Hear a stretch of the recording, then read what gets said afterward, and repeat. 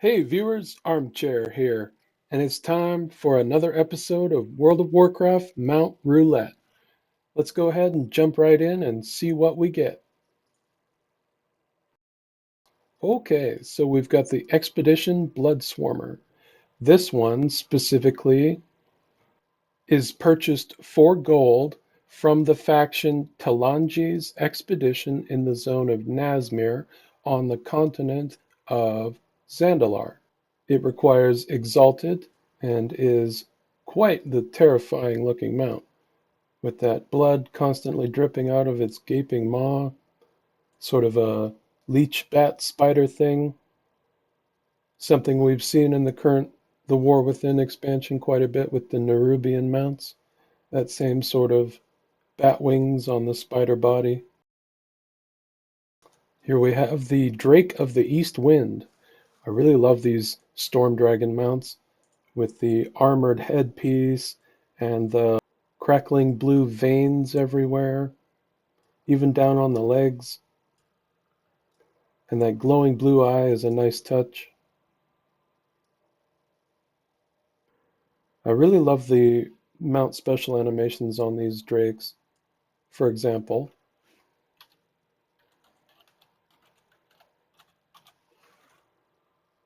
really shows off the wings nicely.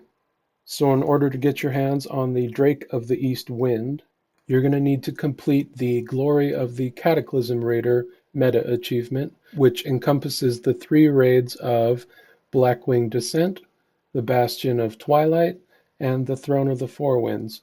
To my knowledge, this achievement is completely soloable now. I haven't seen any custom groups or legacy groups for this raid in quite some time, at least 10 years or more, so that leads me to believe that the achievements are indeed soloable.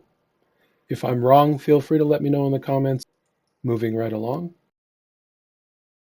The Smoldering Cinderbee is a renowned track mount purchased with resonance crystals. Specifically, it comes from Auditor Borowitz, who is the Earthen reputation in the War Within expansion. These Cinderbees are really cool. I like them. They've got a satchel of amber honey on the back, some more draped on the sides. Those big eyes are pretty cool, and the stinger.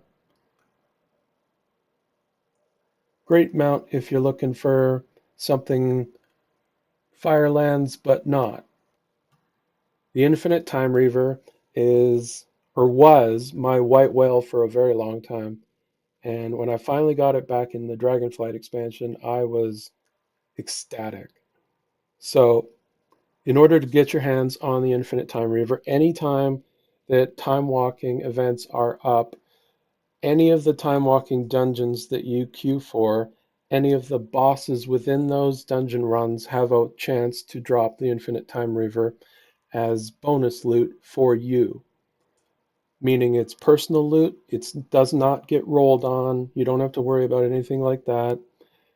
If it drops, it's yours. You can trade it if you were to want to do such a thing, but at a 1 in 4,000 chance, once you get this mount, you're probably going to want to keep it.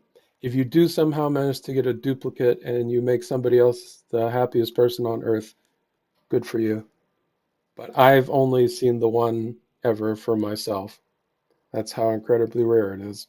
From the gold accents to the clearly infinite status, those see-through wings, even that tail with the spines and the fin on the end.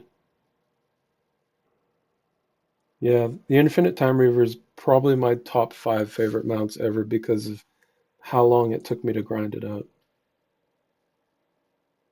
All right, well, that was a fun trip down nostalgia lane. Thank you. The Cartel Master's Gearglider comes from the Tazavesh dungeon in the Shadowlands expansion, Tazavesh the Veiled Market. I believe the mount only drops on Mythic difficulty. Yep, there it is, Cartel Master's Gearglider.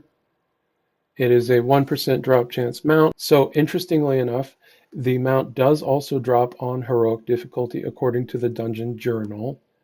I can't verify that myself because I obtained it on mythic difficulty during a keystone run while it was current. But the dungeon journal is usually correct. So if you were to farm it on heroic and mythic, you could have a total of 2 attempts per day per character. So that's easily farmable if you have a lot of characters like me. I have 20. I recommend having at least 20 for mount farmers. More is fine, less, less chances. Let's take a look at the actual mount itself. It's really cool. It's a disc like the Legion expansion had for the Mage class hall discs, but it has these cool anima orbs blazing on the sides. They don't move while you move, which is interesting. If you'll see, it spins when you jump into air, but they stay stationary. They do their own sort of very slow clockwise movement, but they do stay stationary for the most part. Very cool. All right. Well, if you enjoyed this episode of World of Warcraft Mount Roulette brought to you by Armchair Guide, I'd really appreciate it if you liked and subscribed. Thank you so much for watching. Keep on reclining.